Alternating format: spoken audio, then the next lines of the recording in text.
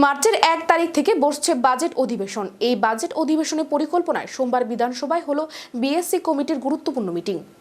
সেখানে সিদ্ধান্ত হয়েছে 1 মার্চ থেকে 5 মার্চ পর্যন্ত চলবে বাজেট অধিবেশন। এই ব্যাপারে মন্ত্রী রতনলাল নাথ জানান, লোকসভা নির্বাচনের দামামা বেজে গেছে, তাই অধিবেশনের মাধ্যমে তাড়াতাড়ি বাজেট পাশ করিয়ে দিতে চাইছে রাজ্য সরকার। কারণ এরপর মন্ত্রী এবং নেতৃত্বদের মধ্যে নির্বাচনী প্রচার নিয়ে ব্যস্ততা শুরু হয়ে যাবে। তাই যথাসম্ভব তড়িঘড়ি বাজেট অধিবেশনে 2024-25 আর্থিক বছরের বাজেট পাশ করানো হবে।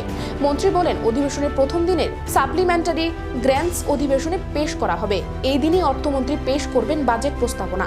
তাছাড়া প্রথম দিনই একটি নতুন বিল অধিবেশনের মাধ্যমে তোলা হবে পাশ করানোর জন্য। বেশ কিছু গুরুত্বপূর্ণ বিষয় নিয়ে আলোচনা হবে এবারের বাজেট অধিবেশনে। মাঝখানে দুদিন থাকবে বন্ধ। 4 মার্চ সাপ্লিমেন্টারি গ্র্যান্টস পাস হবে এবং বিল পাস হবে। এরপর চলবে বাজেট নিয়ে আলোচনা। 4 এবং 5 মার্চ আলোচনার পর 5 মার্চ বিকেলের দিকে বাজেট পাস করা হবে।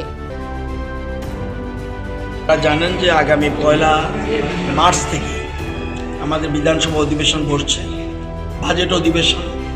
এবং যেহেতু বাজেট অধিবেশন এটা অবশ্যই গুরুত্বপূর্ণ, কিন্তু সাথে সাথে নির্বাচনের দামামা বেজে গেছে।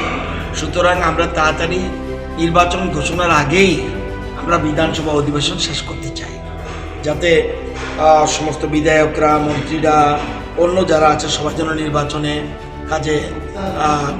কাজে তারা অংশগ্রহণ করতে পারে। সেই জন্য আমরা আমাদের বাজেট অধিবেশন আমরা 1 তারিখ থেকে 5 তারিখ পর্যন্ত অধিবেশনের সর্বসম্মতিক্রমে সিদ্ধান্ত গ্রহণ করেছি।